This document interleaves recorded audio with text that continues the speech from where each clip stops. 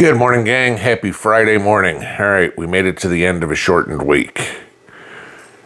So what does that mean? Let's see. Weekend's coming up and yard work, right? Hey, got to go mow the lawn, pull some weeds, do whatever. Except if you're like me or pretty much the most of the eastern half of the country, it's been really wet, right? I got out yesterday because there was a window where it wasn't raining to mow the lawn because the lawn was probably 9 inches high at this point. I usually keep it around 3 inches. Okay, so I got it mowed. It was a little slippery going around, but I got it done because it's supposed to rain all day today. This is something I've talked about in the past about prepping, is you need to keep the lawn mowed. And people look at me and go, yeah, the last thing I'm going to be using gas for is my lawnmower. Yeah, okay, it just might cost you your life. We got some reports out, and you might want to pay attention to this. Lyme disease, you guys know this, is on the rise. Missouri is already at a point where it is ahead of the pace that they've ever had this year for cases of Lyme disease. Now, I'll give you this. The Bay Area Lyme Foundation, which is one of the big not-for-profit organizations that tracks this stuff, found there were 572,643 cases of Lyme disease in 2022. Okay, so 572,000. 627,000 in 2024. Okay, that's 50,000 more cases. They're estimating, if I can read this, because my eyes aren't as good as before, 655,000 cases of Lyme disease this year. Think about that. Think about how many people that is. That's everybody in a large city. That's the entire population plus of Knoxville, Tennessee. Okay? We don't have, that'd be, include the suburbs, give you that. 655,000 people. Because what it ticks like, wet, moist, high grass. Gee, we haven't had any of that this year. You got a dog? You might want to make sure that the dog has its flea and tick medicine, because all you need is one tick to get on the dog, get in the house, and all of a sudden you've got a tick in the house. Now, Daphne, granted she's 10 years old, but she still thinks she's a puppy. She's slowed down a little bit, but she still bounds around. She'll jump up on the bed before, it's time to go to bed at night and give me a kiss goodnight or play a little bit on the bed, okay? Yes, we allow the dogs on the furniture. The dog, Copper, can't get up there. And the first thing Mrs. P will do every time she gets down is check the bed for ticks. Now, they're on their heartworm medicine, they're on their flea and tick medicine. As I said on a live stream the other day, it's ridiculous that for the two of them, it cost me $800 for a year for the heartworm and flea and tick for them. But I live in the country, it's kind of important. Okay. I have treated my yard with Eliminator. You guys have asked about that numerous times, to keep down, eliminate the fleas and the ticks, the Japanese beetles, anything like that, so I don't have bugs in the ground. It'll do me well for keep getting rid of all the cicadas that are here, because the cicadas will lay their eggs in the trees, the nymphs grow, they go into the soil and start eating on roots or bacteria and stuff like that's in the soil. It kills all the stuff in the soil. Okay. But do you walk your dog up the street? Do you take your dog to a dog park? Does your neighbor have dogs? Et cetera, et cetera, et cetera. It doesn't take much. And ticks are not picky, let's say. They're not worried about just dogs. You got an outdoor cat? You got a cat that likes to go outdoors? I mean, when we had Marfa loved to go run outside. She'd go run outside. She'd come back 4 hours later. Twice she came back pregnant.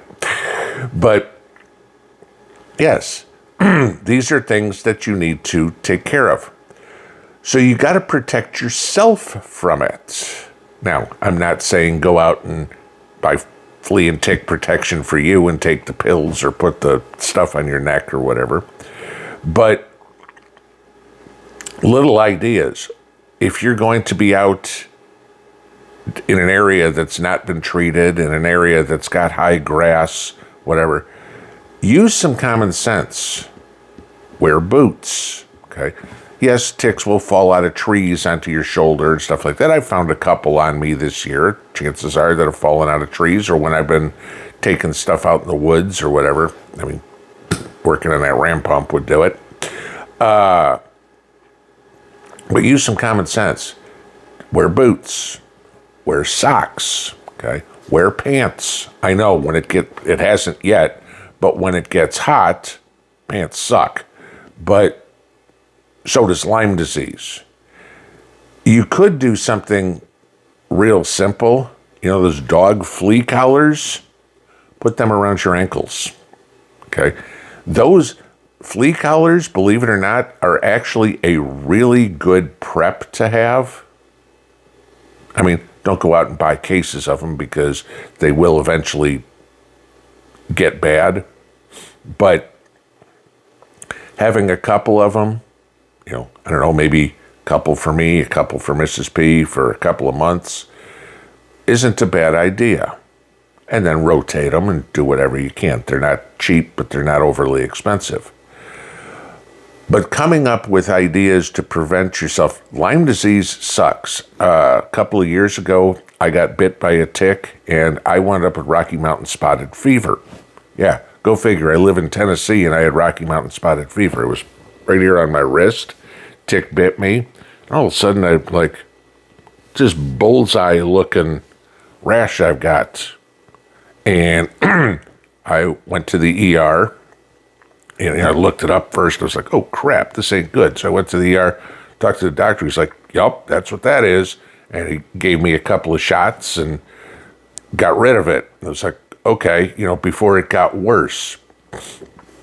But this time of year, especially the weather we have, we talk about pollinators all the time and, you know, the good bugs and, you know, sitting outside, your flowers are opening and you're watching the butterflies and the lilies or, you know, anything like that, all the good bugs, right? Oh, you don't want to use this on your tomatoes or on your gardens or whatever because you'll kill all the good bugs. With the exception of being possum food, I can't think of a reason for ticks. I'll kill them. That's it. I can't think of a reason for fleas. I will kill them. They carry disease. Protect yourself. If they are expecting, if Missouri's already said, we have already hit, for this point in the year, a high on cases of Lyme disease, where do you think it's going from here? Further up, okay? When 650 some odd thousand people in the country are expected to contract Lyme disease this year, take that seriously. You could be one of them. Now, granted, if you live in downtown Chicago when there's nothing green anywhere, you're probably fine. But if you've got a lawn or if you live in the woods or something, you need to pay attention to this. More importantly, if you live in Chicago and, hey, I'm going to so-and-so's house in Indiana for the weekend, you know, you might want to protect yourself. Think about this. You protect yourself from all sorts of other threats, but the insect threat is a big one. You know, people that are allergic to bee stings carry EpiPens, right? You know, Don't go anywhere anywhere in the summer without my EpiPen. But fleas and ticks, we don't care about that.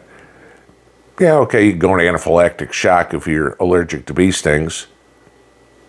I've got stung by bees many times. It hurts, but itches for days once it's done. But it's not deadly to me. Lyme disease is deadly. There's other bites that you can get. Like I said, I had Rocky Mountain spotted fever. I've heard of ones where you get bit and all of a sudden it makes you allergic to eating meat. It somehow messes with the proteins in your body, and now you're literally allergic to protein. Okay? Think about that as a prepper where you can't eat protein. Okay, I got a problem because I need muscle. Guys, take care of yourself. This comes out, you find this, just simple. Keep the lawn mowed, treat the lawn, check your dogs, check your cats, and maybe buy a flea collar. Not rocket science, but it could save your life.